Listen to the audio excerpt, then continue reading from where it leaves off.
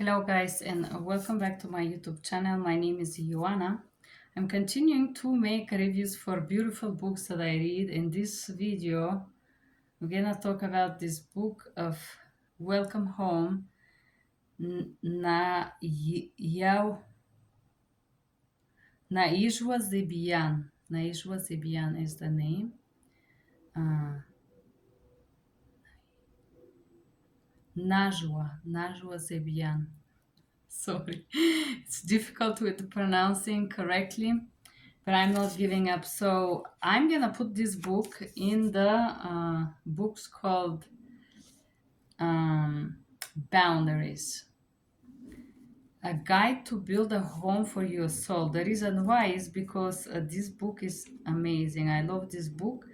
This is very unique book because, as you see previously, we review few books about boundaries written by Christian, and this book is book about boundaries written by this amazing Muslim lady, Miss Zebian.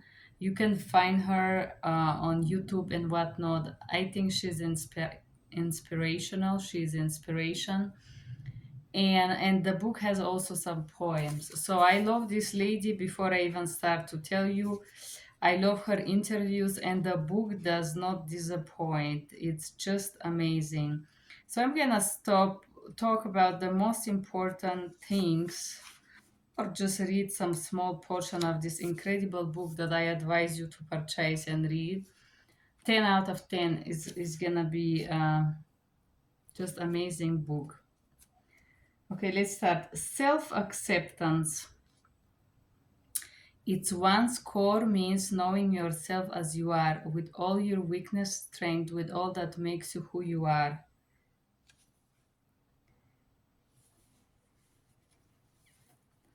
With self acceptance, she said, I shine, I am, I want, I accept, I know, I need. Um, and I love there is some little paintings like this, amazing. Do you accept yourself on the surface or deeper? And how to listen to your voice, building the foundation. Bring your authentic self to awareness. Sit in a place in a silent. Before you accept yourself, you must know yourself. To know yourself, you must be aware. And she give a different steps. Accepting yourself in a moment. Focus on the current situation, more likely to judge the current you. Why are you like this? Focus on fixing current situation, temporary changing, accepting self. Focus on your life as a whole. Show compassion to yourself, understand yourself, and long term challenges to accept. Reflecting the world around you keeps you in conflict with yourself.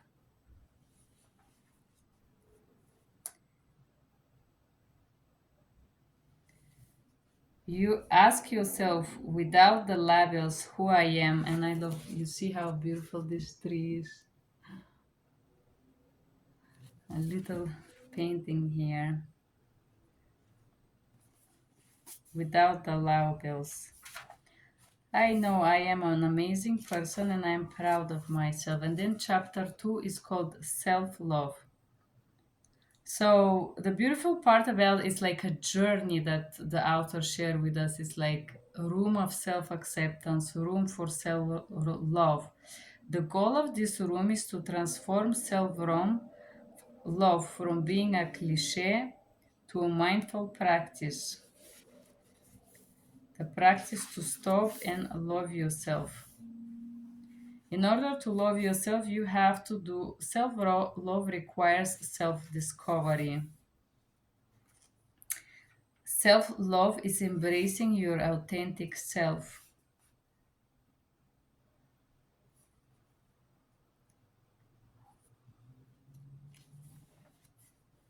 Self love is being empathetic to yourself. Walk in your own shoes. Self love is reflected in the way you treat yourself.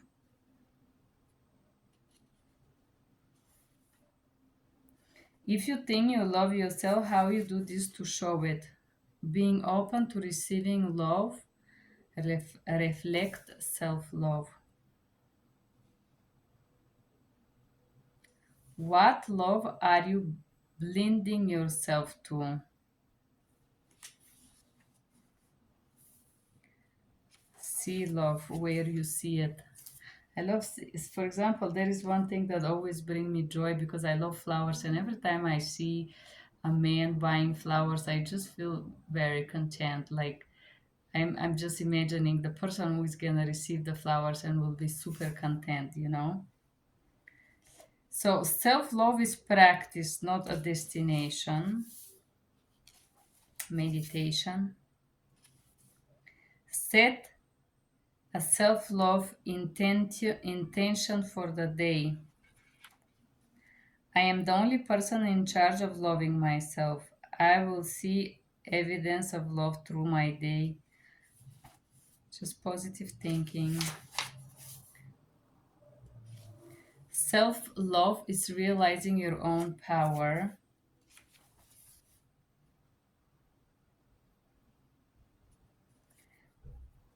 Self love means you start answering your own call for love. Answer your own call. Listen to yourself. It's telling you, I am begging you to love me. Would you still love yourself? Self love contract. I am the source of my love. I am the one in charge of fulfilling my own needs and wants. I love this portion because once you start to care for yourself and truly love, you become less needy of other people bringing you something. Because more you're self-fulfilled, more you don't need, or you're not desperately attached to what somebody else can give you. Chapter 3, in the room of forgiveness. I wanted to read a portion here said, before you walk into this room, ask yourself, what does forgiving someone mean? Your power is inside of you. Whatever you say, I want you to leave outside the door. So forgiveness, it means that you drop someone. For me, it's just, it doesn't matter what this person anymore does or doesn't do. It's in the past. It does not mean invite them for coffee, don't get me wrong. Having someone or something to forgive is not shameful. I love this portion, it's true. And also taking time to forgive, I believe. Sometimes it takes long time. Forgiving someone doesn't happen under their roof, it happens under yours. When I was growing up, I was just very stubbornly unable to let go of things. I'm thinking I'm learning to do it now. I had this, I would call this a fantasy. I was thinking that if someone apologized to me, it's gonna alleviate my pain, and that would be really easy to forgive. And for some reason, if you believe in God or destiny, God bring me people who did horrible things and they say, I'm so sorry, and then they keep acting like nothing happened. And this is when I realized that just because someone is apologizing does not mean that they are sorry, especially if they perpetually doing something nasty to you. And forgiving someone does not mean that you have to act that everything is cool next time they appear after mistreating you. Forgiving yourself strengthens you. And I will tell you, I've been doing this practice to forgive, and I'm realizing that there is some resilience or resistance to forgive someone, especially somebody that bitters you a lot. And usually there is this disturbance that is inside of you that you hold on to. Um, so, because you don't want to admit that you are also not perfect. I think this is the key for me. Stitch your soul with gold, which is forgiveness. Use I statement. This is communicate. I feel, I want, I need. I love this portion. Forgiveness is not about blame, it's about letting go. Redefine yourself who you are, you without this pain. Because a lot of people are identifying with the bad story, bad experience, pain. I'm so broken, I'm so hurt. But pain is not all that defines you. You are way beyond that. Cut the cords. I like this. There is a poem and an exercise. Sit in silence, close your eyes, and focus on an object. Imagine the person who hurt you. Think all the power you give them as represented by the cords that they tie you with them. Imagine picking up a pair of scissors and cutting those cords from you. One blade of self acceptance and one blade of self awareness. You take scissors to each cord separately and say, I accept you and I release you. You have no power over me. Every time you cut a cord, imagine the power flowing back to you, into your heart, into your home. Forgiving someone does not grant them entry back into your life, including your past self. I love this one. As you leave this room, affirm by forgiving, I am letting go of what I have no control over. I get to decide when and who to forgive. I forgive myself. I can't rush forgiveness. There is a beautiful poem. Compassion.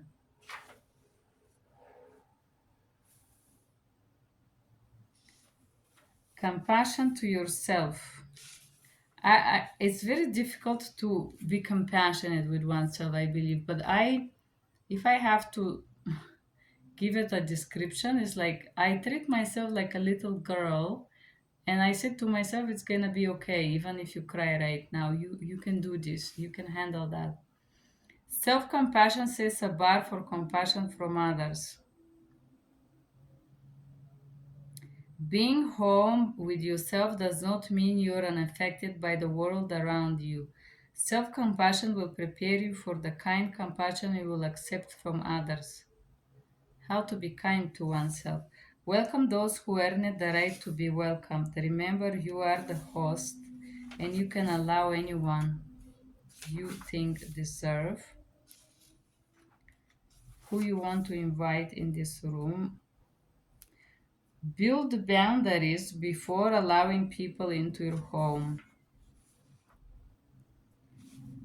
And there is very interesting portion here, like we are not boundaryless creatures. We are created by God. Bodies have limits. You have shoe size that are different, eye colors, hair, nails. It's some form of a communication by the creator, I believe, that you're boundaryless. You have your shape, you have your voice, your everything. Why we have to act like we are without boundaries? Because a lot of people here in the USA like to walk all over you because you're a foreigner, you know. Build your boundaries. As example, I would end the conversation with someone who constantly interrupts me. I will say no when I'm uncomfortable. I would leave the room if X yell at me. I would limit the time and energy with people who try to shame me through religion or through sex, for example. Same thing. I will not tolerate anyone's behavior or words just because I am afraid of hurting their feelings. I can ask them to stop. I will not do any or say anything that diminish my self-respect just to make someone else feel better about themselves. Um, I'm gonna say one big boundary for me. I'm not gonna force myself to be kind to people that doesn't deserve my kindness anymore. And I'm not gonna allow people to force me into intimacy or things that I don't want to, at least as long as I am conscious. Uh, Part of self compassion is building boundaries around your emotions. And I love this book because this book it teaches you how to allow yourself to have emotions and to experience them instead of denying them and act like there is nothing. Believe you're worthy of people what people have to offer you. Be open to receive from others compassionately. Clarity, there is a room of clarity, beautiful. The story of you. And there is a beautiful poem, and like what story I would share, no? You have a different stories. No, beautiful, good, bad. What story to share from oneself until the deconstruct that you, the world told you to be who you are. So basically, stop acting how other people force you to act, like relatives, for example. Don't let guilt stop you, let it teach you. Or, for example, use confusion as a road to clarity. Confusion is just showing you that you can do, you have to think about something, you have to find what's going on inside of you. And there is a great description here, probably the great I have ever read about gaslighting. So I'm gonna read it to you. I put a special note here so I would share because a lot of people think they know what gaslighting mean, but they don't know. I define gaslighting as a denial of your reality by someone you trust, whatever reality it is you experience with them. I bring it up this chapter because it's the ultimate, albeit extreme, form of confusion. It often happens in relationship, politics, workplace, friendship. The term comes from 1938 British play Gaslight, in which the abusive husband manipulates the wife believe that she is crazy by psychologically destroying her perception of reality. One of his tactics was to manipulate the level of the gas light in their home so kept dimming and then returning to normal. He threatened her, but when she comments on it, he claims she is mistaken, making her think she is losing her mind. Um, and then she shares some story about how she discovered what this means when somebody denies your reality. Listen to your gut and your instincts. See the story as it is, not as you want it to be, not as you wish it was. Yes, this is hard. Just face the reality. Stop looking for a speck of dust in the ocean. Don't cloud your vision with anger. Then she talks a little bit about triggers after trauma. Mirrors in the room. The purpose of the mirror is what I'm doing. What is my purpose? The goal is that define my long term. Very beautiful. Uh, Unveiling mirror. Unveiling is to discover yourself. Uh, and I would show you this because it's very beautiful. I will tell you, I did my own journey with forgiving and overcoming things. And I remember I talked to my therapist and she says to me, can you say a good qualities about yourself? And I remember the only thing I could say, I'm hardworking person. I being surrounded by so many toxic people that devalue me persistently because they were not on my level, that I could not see my value. I never saw it. After I did some work with myself and I realized where is this garbage coming from. Nice exercise. I am safe, I am okay, I am worthy. I am not defined by what happened. I'm not defined by what I did. I'm not defined what can happen in the future. How to stay focused. Surrender. Surrender to yourself, to what really going on inside. Drop the mask. Drop the excuses, drop the resistance, drop the need to look like you're doing well by whatever standards are around you. Stop pretending, basically. I love this portion, it's so real. Welcome emotion when it comes to you. What's the resistance? What's the emotion? Have a tea with your pain, knowing that you can be hurt and it's gonna be okay. Stop accumulating emotional debt. It felt that way for me when I visualized this. When I was writing about forgiveness, I kept asking myself, how far back do I have to go? It doesn't matter. Express your gratitude for positive emotion. Instead of say, why can't I just be beautiful? Why I am so beautiful? Okay, accept it. Don't try to change situations, reality.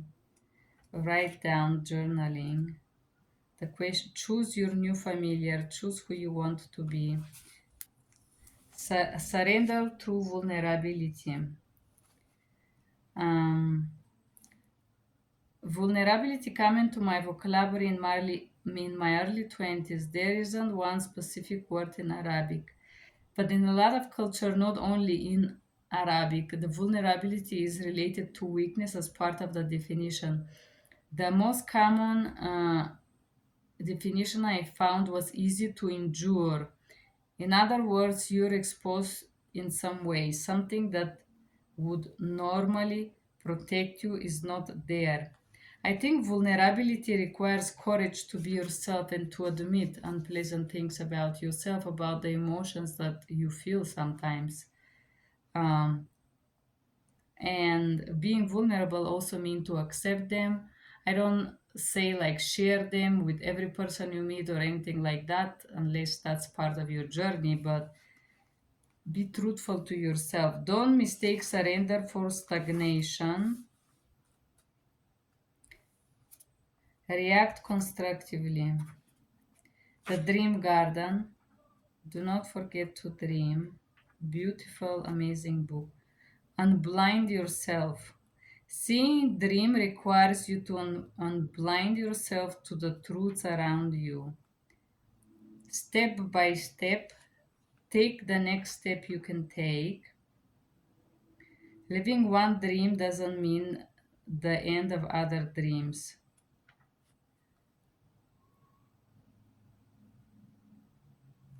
Don't follow, live your dream, fear of failure.